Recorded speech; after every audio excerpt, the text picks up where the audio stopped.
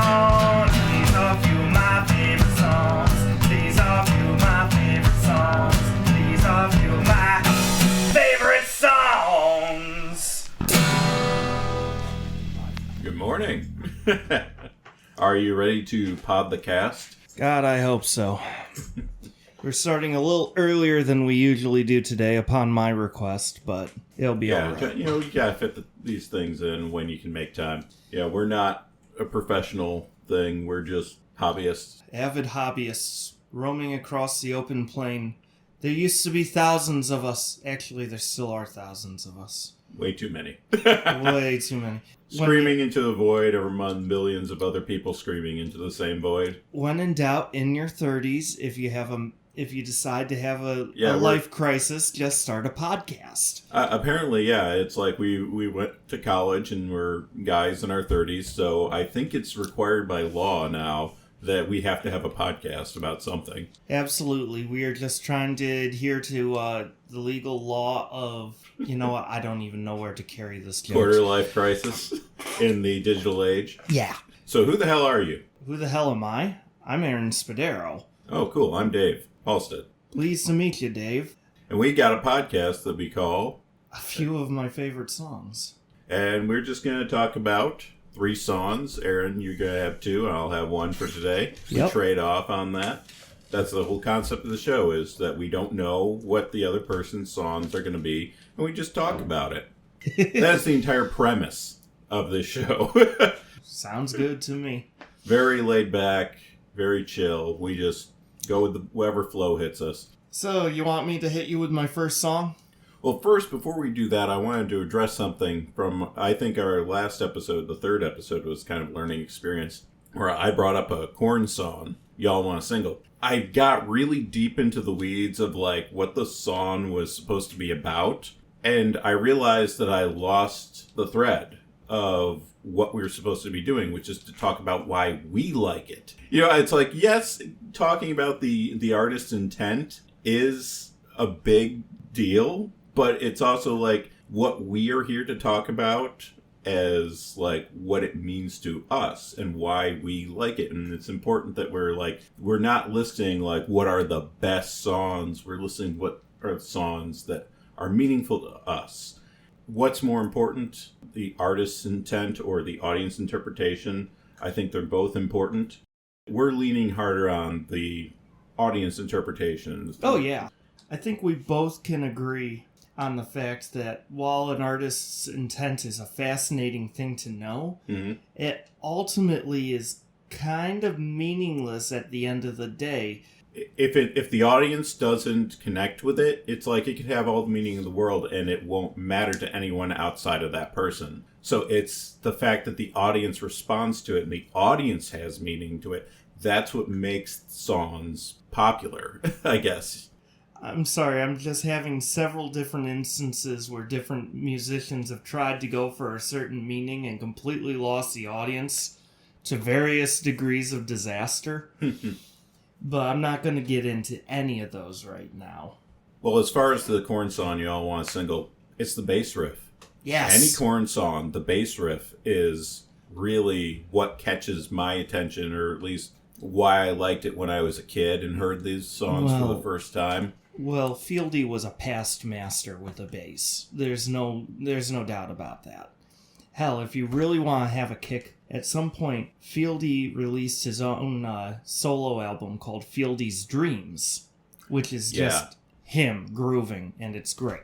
That's awesome, because that bass sound that they had is what really made the band to me. Yes. All credit to Jonathan Davis and what he did, lyrically, vocally, but those bass riffs are what really, got you right in the gut with those songs. And I think the one for Y'all Want a Single is one of the best.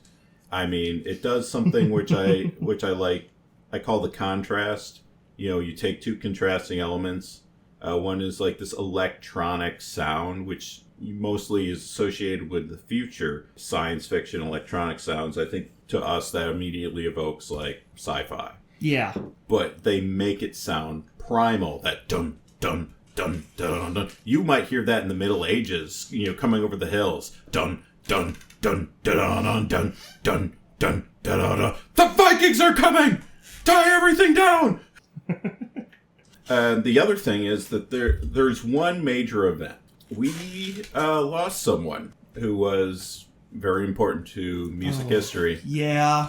Ozzy Osbourne. Yep. We're recording as of, let me just catch the date quick, September 7th, 2025. It was recent, but also, geez, it was like this singularity moment in all of music where it didn't matter if you loved or hated the guy, which most people loved the guy. You stopped and you paid attention. You stopped and you beheld the death of royalty. It was literally a death of royalty moment, except a lot of people, when they see royalty die, are like, "Yay, royalty died, let's drink." Well, that's actual royalty, not pop culture royalty. Everyone felt a raw emotional catharsis seeing this man go, especially with his prior concert, which was only 2 weeks prior. Recent. Yeah, it was 10 days prior, and he was stuck on his literal Batwing throne of darkness saying, let me stand up, because, he was suffering from Parkinson's. It's very sad. It sucks. Yeah. Hell, just to see his influence on everyone and everything else around him since the end of the 60s. For myself, I don't get, super emotional when somebody passes away that I don't personally know. It's this person definitely was an important figure in my life, but in an abstract way, I didn't know them. I just knew them through their work. Ozzy's work was very important to me. I remember even hating the reality show because I felt like it was making fun of him and made him look like a joke. That really upset me, but I realized that reality show made him accessible to more people, and that he had a great personality, great sense of humor. We got to see that side of him that you didn't get to see through his music. Yeah. It gave us a whole new way of appreciating him. And I didn't see that when I was a kid, but I recognize that more as an adult. I still did. It's a little abrasive to me when I see stuff that's making a joke out of him because he is so important to me. But I'm more chill about it now than I was when I was younger. Mostly when he passed away, what I felt was just gratitude that he was able to do what he did. Yeah. And the world got this amazing music, and that was so inspirational to so many people. Entire genres of music exist because of what he did. So with that, out of the way, just because I felt like there's no way I can talk about music without addressing the importance of Ozzy. You're making me want to play an Ozzy song. I mean, it's up to you. The floor is yours. Whatever song you want to play. Hit me with your best shot. I'm not playing Hit Me With Your Best Shot. Hit me, baby, one more time. Okay, you know what? This is fine. I know what I'm going to play. I am going to hit you with an Ozzy song. Ordinary Man by Ozzy Osbourne. And the truth is I don't wanna die an ordinary man. I've been brown and cry, don't know why I'm still alive. Yes, the truth is I don't wanna die an ordinary man. Yeah, the first time I heard that song, that whole album is amazing. I think everyone, right away, as soon as the album dropped, with the, 2 singles that were on that, Ordinary Man and, was it Underneath the Graveyard or Beneath the Graveyard? Under the Graveyard. Under the Graveyard.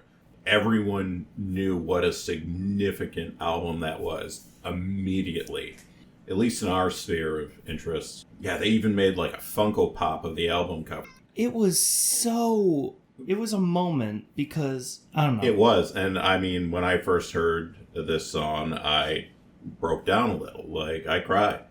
Okay. Comparing and contrasting this to Dark Star again. Another album written right before somebody died. Oh, gosh. Dark Star, again, an important album, but you kind of need to be in the right mindset to get through that album. You need to be patient with that album.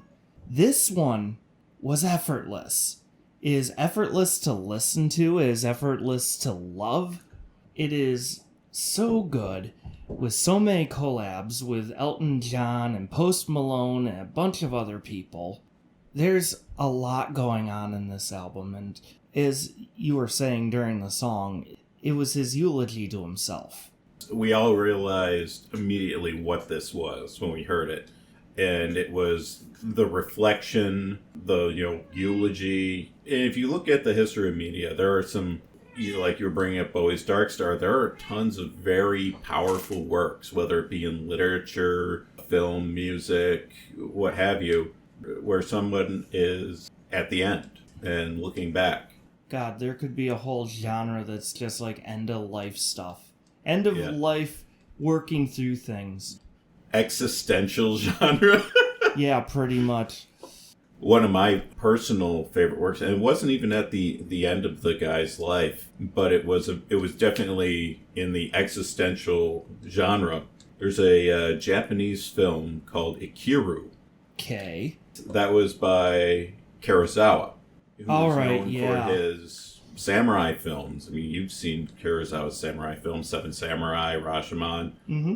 He did this film called Ikiru about a salaryman, modern-day salaryman, who's spent his whole life pushing papers around, not really accomplishing anything. He's been a middleman. In Japanese culture, is like you're supposed to rise above your station. He was very much in that mode, and then he learns that he has cancer, I believe, and he learns he's going to die. He realizes that he's done nothing significant, and he dedicates his remaining time to something that had passed over his desk that he'd pushed along like he always did, but this time he takes it, and it's a petition to get a children's playground built. He dedicates the rest of his life to getting that accomplished, which means standing up to people above his station, which he does so not by Jimmy Stewart going, "God damn it, you gotta listen to the people!" But he just sits there and he won't go away. It's like a quiet protest. Fascinating. As every time somebody shoos him off, he doesn't go. Huh. Which in Japanese culture, if your boss told you to go away and you just stood there, it's alarming to them. Huh. And they end up, just to get him to go away, it's like he doesn't argue with them. He just won't go away. And just to get him to go away, they end up getting this through. This playground gets built. Then he dies, and at his funeral, other people are taking credit for the playground getting built because no one of that station could have done something. Fascinating. That was a tangent, but yeah, that's one of my top 5 films of all time. Well, back to Ozzy and the song. I can't help but laugh when he says, "I don't want to die an ordinary man," because I'm like, dude, mission accomplished. You were not an ordinary person at any point. Whenever I play that song, whenever anyone listens to that song, you kind of put yourself in Ozzy's shoes. You do not want to die an ordinary man. That is the other side of it. It's like, whenever somebody really expresses something, it could be the most personal thing in the world, but you're human and we're all human. Other people will see that and connect to that and think about themselves. It's not selfishness. That's how we connect. That's empathy. Yes, it is a unity. Plus, Elton John kind of rocked on that song too. And he is another person that doesn't want to die an ordinary man. It is such a unique collab. And a perfect collaboration. Musically, you take these two figures who were not just important to rock music, but they really emphasized the theatricality of rock music. Yeah. You go back to Theater of the Mind of early Black Sabbath albums. The song Black Sabbath, so theatrical. These were people who weren't just listening to rock music, they were listening to Broadway musicals. They were the consummate showmen of their era in their respective genres. Among the best. Yes. They both had such a hard life. They both did a lot of horrible things to themselves. Yeah, I was like, well, personal choices. Yeah. Hard life. When it's like, yeah, that's on you. I've been the bad guy. Yeah, made mama cry. Yeah, I think there's an element of this song that reminds me of Behind Blue Eyes by The Who. Yeah, I could see that. Again, it's a cathartic release song. You're gonna feel something. You don't have a choice. The combination of elements, you have I don't know who's on guitar, For that, I can find out quick. but you have the piano by Elton John, and then the orchestra that comes in at the end. Like I said, it's very theater of the mind, all this. I don't need a music video for this song because I make one in my head when I hear it. But specifically, The Ordinary Man, that was Slash. Okay, The guitar on Ordinary Man, the song. that makes sense. Most of the album, it says, is Andrew Watt, but there's 3 exceptions. Slash played on the songs Ordinary Man and Straight to Hell, and Tom Morello played on Scary Little Green Men.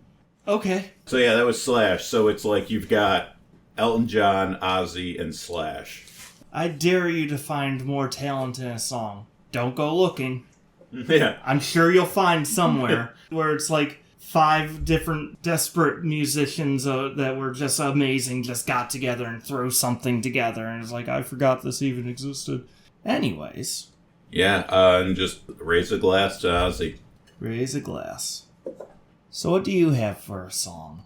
Well, let me set it up for you. It's no secret.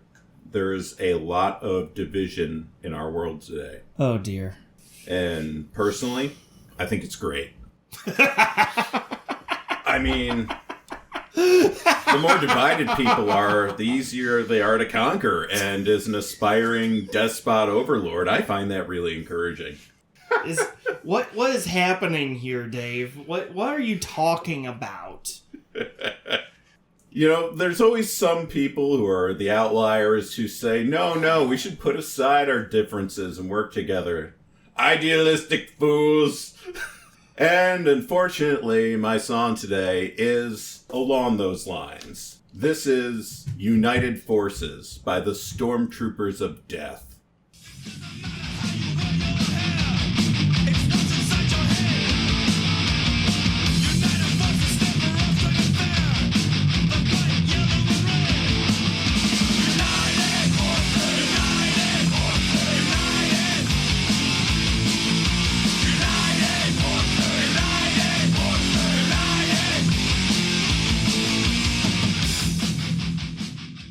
So, with that lead in, I really thought you were going to go for a Megadeth song.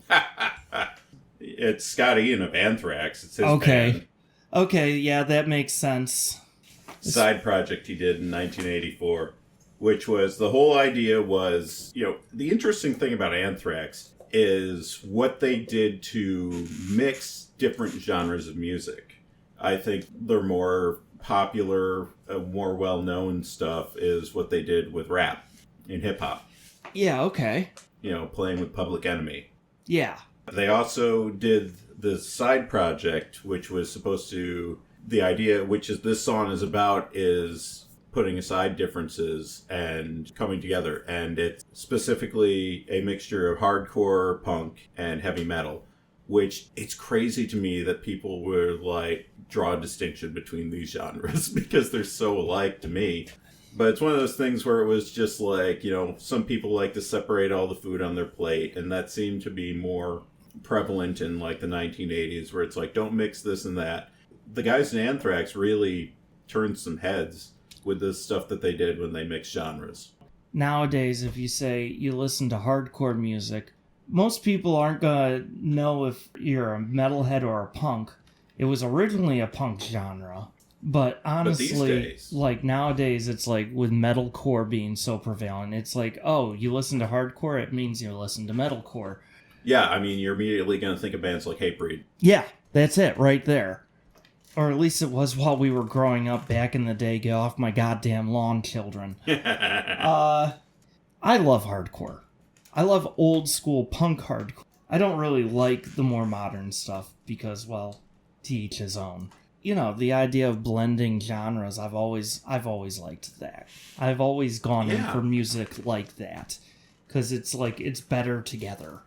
I think new things only come about by mixing things together. Yeah.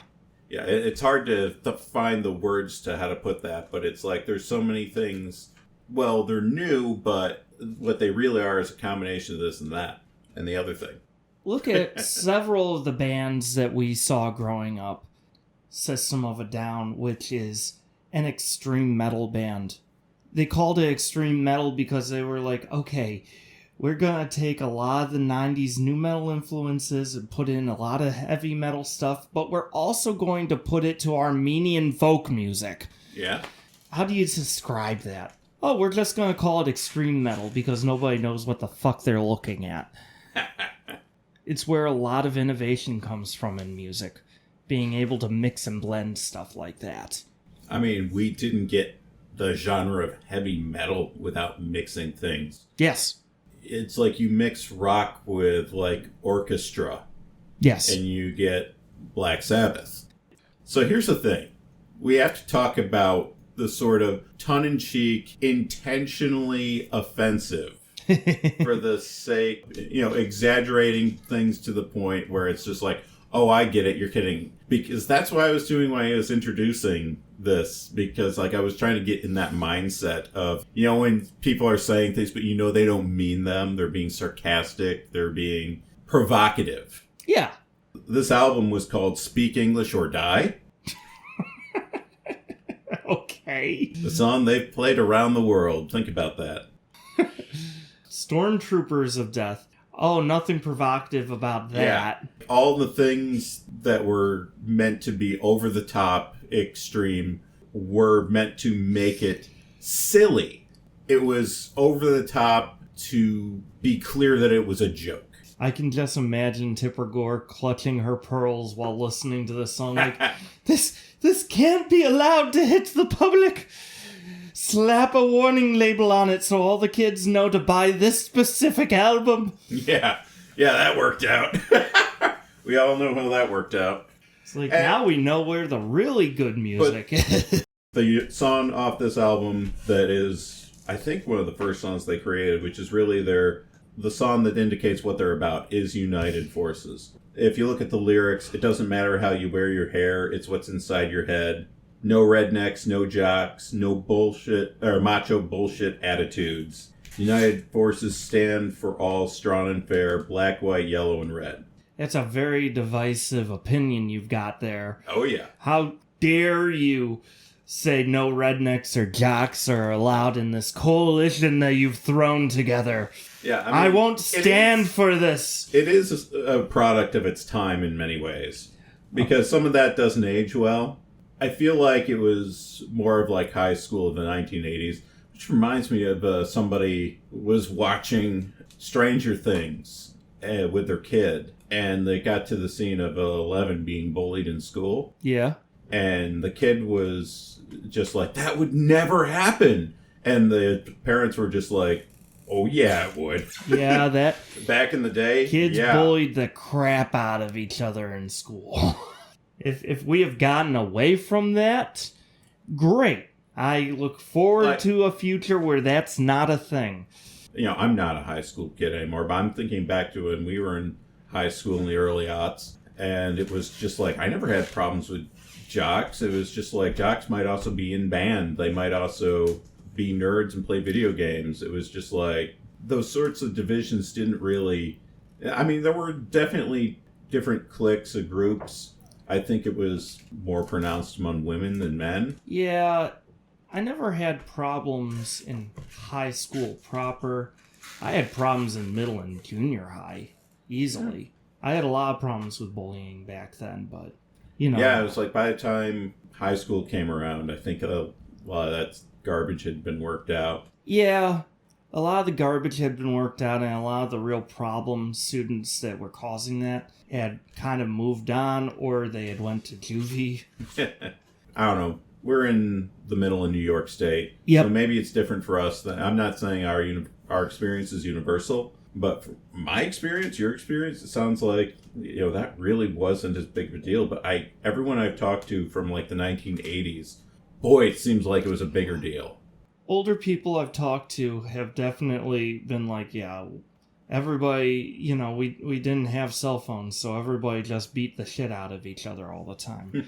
And the people that you were fighting and beating the shit out of, a week later would be helping you beat the shit out of someone else. So one of the things that I love about United Forces and I love about Stormtroopers of Death is that, this is a matter of personal taste. But what I was saying about that thing about being intentionally offensive for the sake of comedy. Yeah. I enjoy that. And it's something I have to be very careful with these days because it is something that a lot of people don't appreciate. It can be problematic. Yeah. But I'm not alone because if I was alone, South Park wouldn't still be on the air. I was gonna say, irreverence has its place in culture. Irreverence. It's important. Because if we take everything so seriously, it gives those things a lot of power. Yes. And the best way to take power away from something is to make fun of it. Yep. It is the jester that can make fun of the king. All right, are we ready for my second song? Go ahead. The last song of the show? Last song, and then we're going to do something new where we talk about new music, just things we've discovered. Okay. We won't get too deep into that, but it'll just be a way to cap off the episode. All right, we're going to have a little bit of divergence from metal. Do you like slide guitar? Like steel slide, like that thing where it's like the guitar is like on a platform almost. It's like set in front of somebody and the person's... I'm not a musician, so it is I don't know like how to explain that. this. You can do it on a steel lap guitar, or you can just do it on a normal guitar with a slide. Oh, yeah, where they put that thing over their finger and they just... I have one right over there on my shelf. I need to get better with it. Do you thought like that was a socket wrench. Do you like that kind of music at all? It's a little bit more bluesy. Is that a style of music, or is that just a technique? It is a technique that often goes into bluegrass, country, and folk. And I think I have a song that you'll like. All right. Let's hear it. Then we can discuss it with context.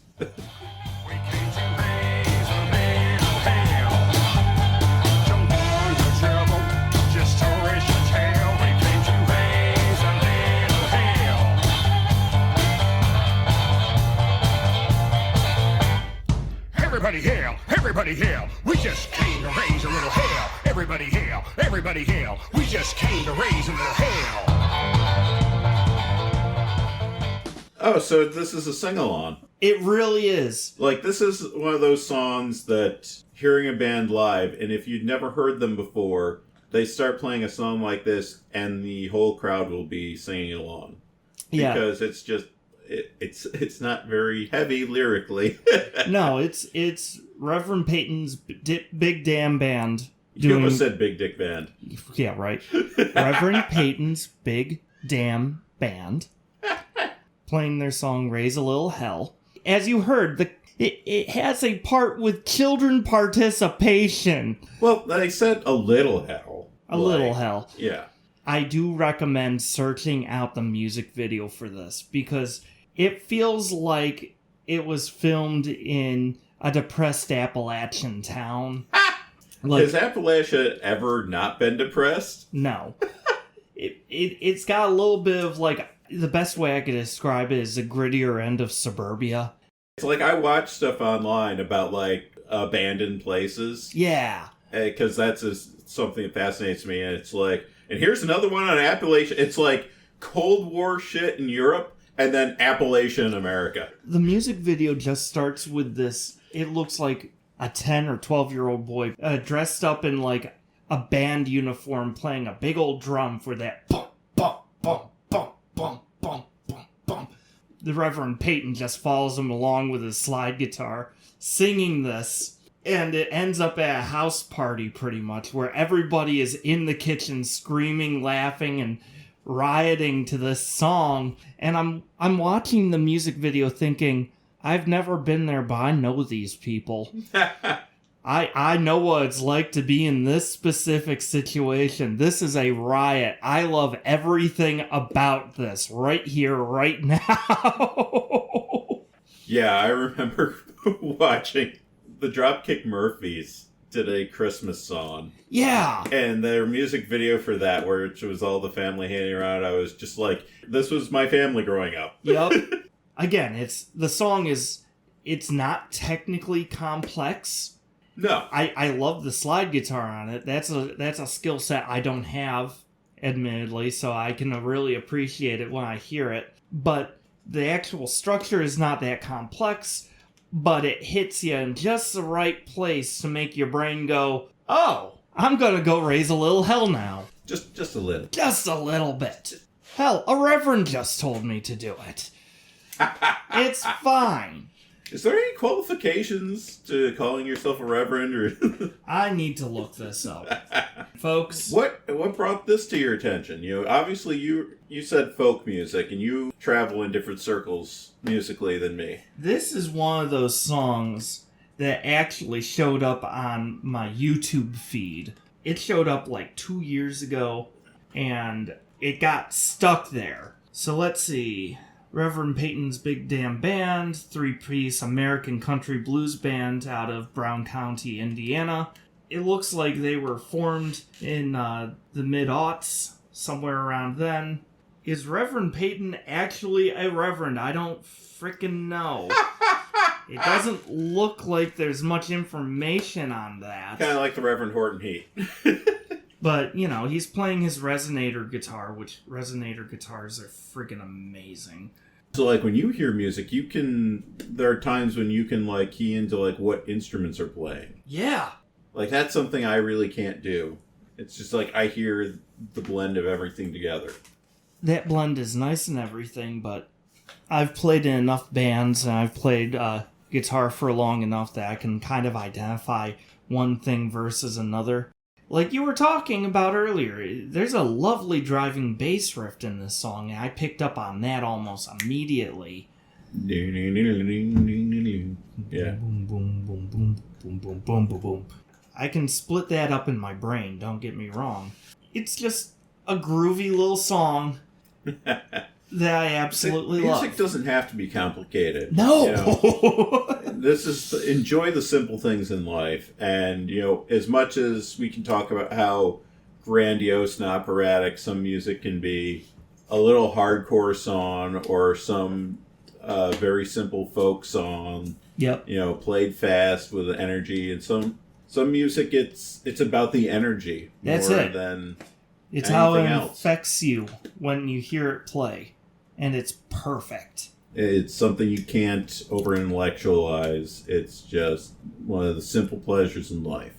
Absolutely. All right. Yeah, that's interesting because it's like, I'm not against, that type of music, but No, it's of course not. It's one of the reasons I'm forcing you to listen to so much of it. kind of like when I listen to jazz, it's like I don't know much about... I would say I don't listen to genres of music, I listen to bands. But then there's genres of music that I listen to where it's like I don't know enough about this genre to recognize one band from another. And I think that's one of the things that happens with me with genres like folk music and jazz. Because like music that I'm really into, I will tell you that there's a big difference between this band and that band. And most people probably can't tell the difference. You know what I mean? Yeah. But because I'm in it, I can say, oh no, this band does these things differently than this band. Tell you what, Dave, you keep forcing me to listen to more and more jazz, which is a genre I don't usually listen to.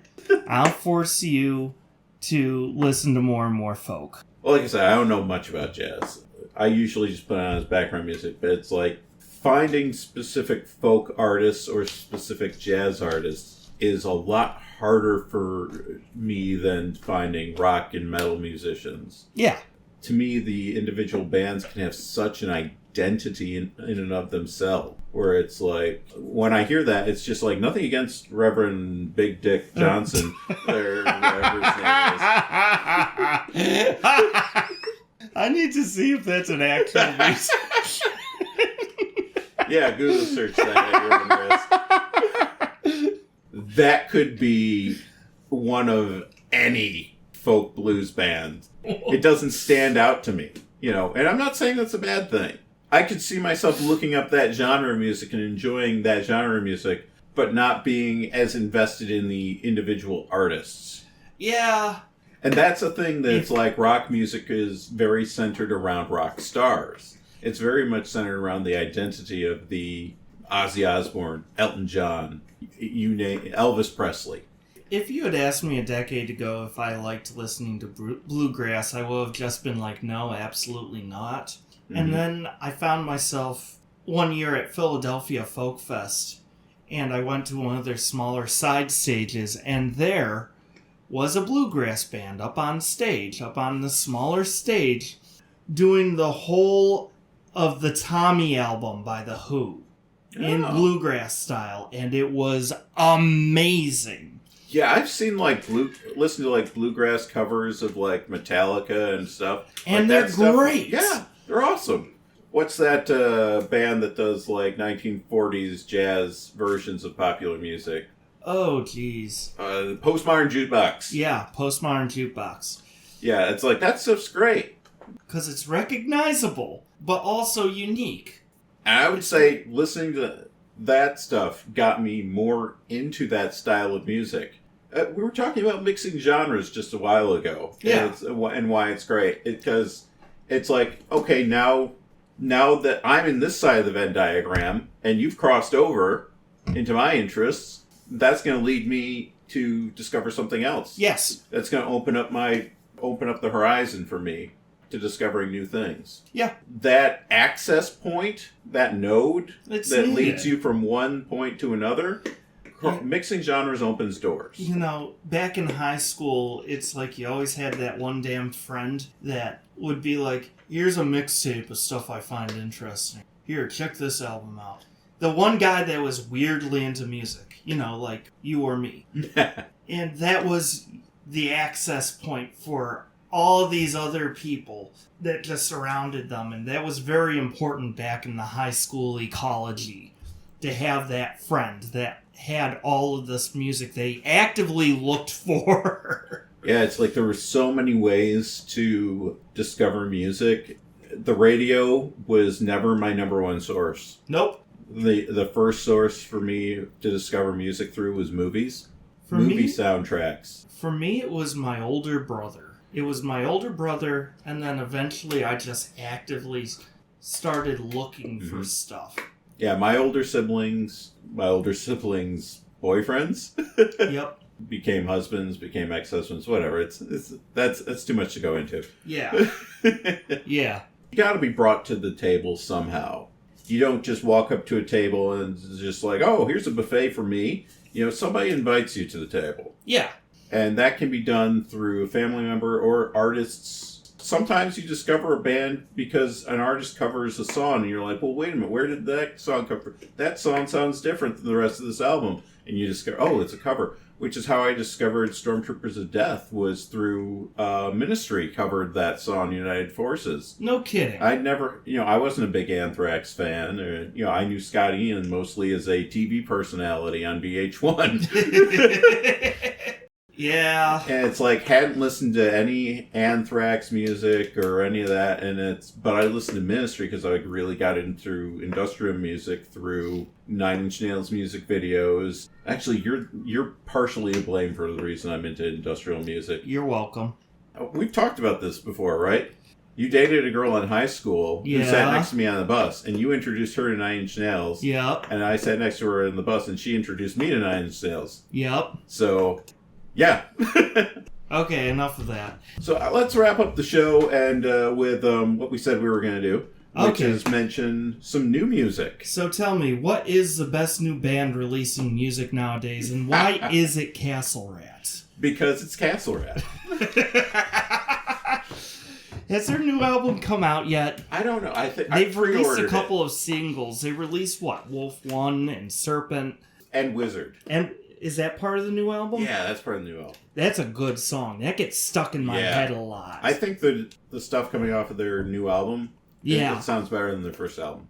Oh, geez. If they ever come up through... If they ever come through, like, Syracuse, Rochester, or Utica... They've played around this area, and recently. I will absolutely go to a show. I'll be the one in the front row in full chainmail. Yeah. I'll find full chainmail. So I pre-ordered the vinyl record for their new album.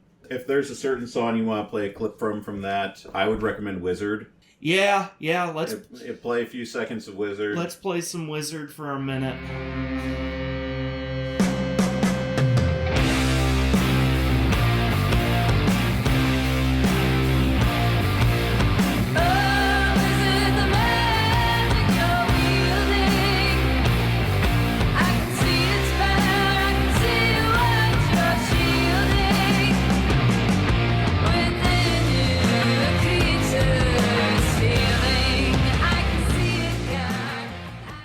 I think Castle Rat is our first favorite band of the show.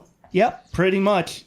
They're an indie band. They are amazing. They're not it's going to be an indie band for long if they're still an indie band. Well, I don't know what I don't know if they'll ever get business like... culture of music is right now. Is sort of beyond my ability to comprehend. I don't think they'll ever get like radio play in a significant way. You're never going to listen to them and hear them on K-Rock or anything like that. But I see them playing a lot of festivals. oh yeah, they are going to be a solid festival band.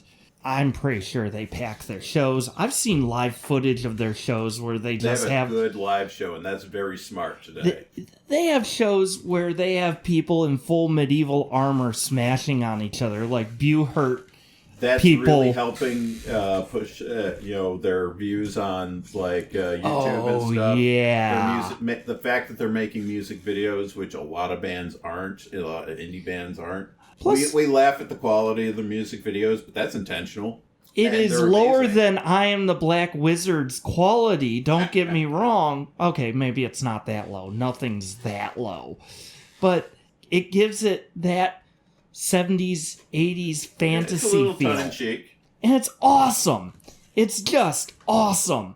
They hit a really cool vibe and a really cool sound, that resonating, almost drone-like sound. Yep.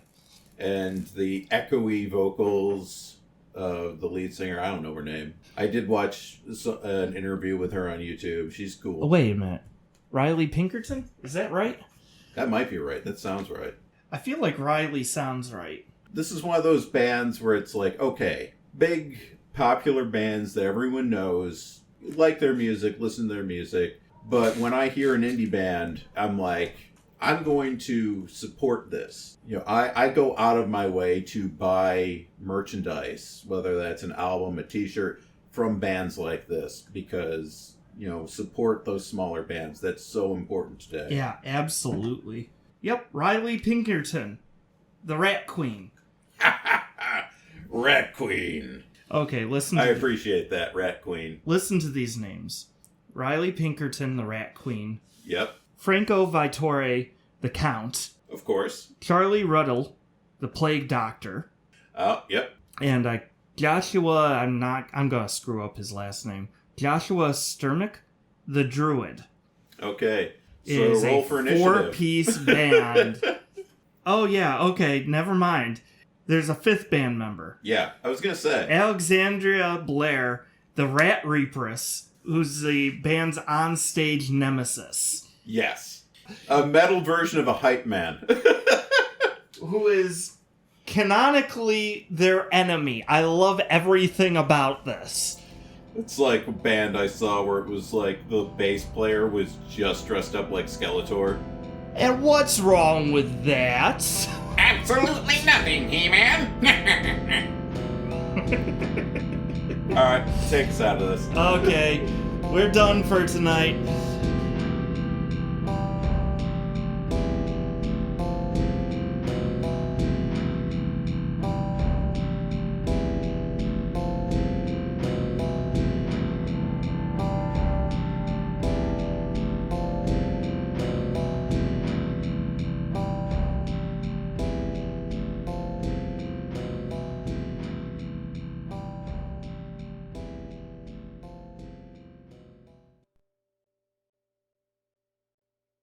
And I don't know what to say, man. I've been laid up for like fucking 6 years. And it's so, you've got no idea how I feel. Man, thank you from the bottom of my heart. And unfortunately, we come to our final song for ever. I just want to say to you on behalf of the guys in Black Sabbath and myself, that your support over the years has made it all possible for us to live a lifestyle we live. Thank you from the bottom of my heart. I love you, we love you. Go fucking crazy!